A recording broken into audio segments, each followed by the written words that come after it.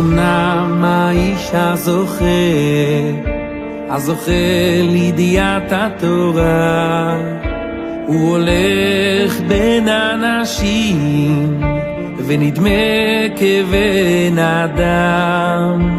ואומנם האיש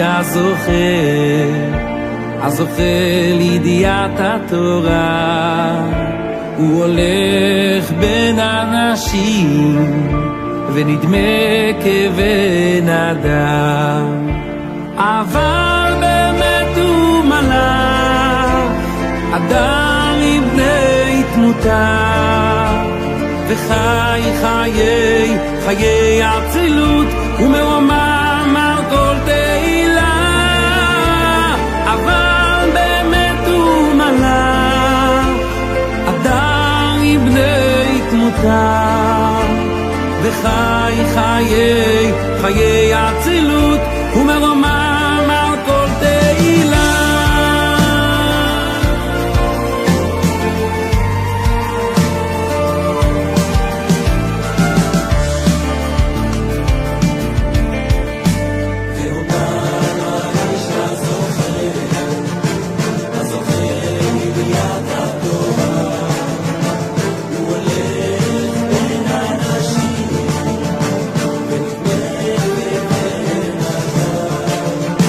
ואומנם האיש הזוכה לידיעת התורה, הוא הולך בין אנשים ונדמה כבן אדם.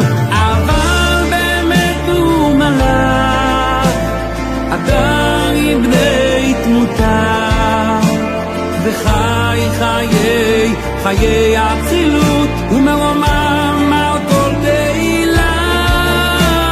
אבל באמת הוא מלאך, אדם עם בני תמותה, וחי חיי אצילות, ומרומם על כל תהילה.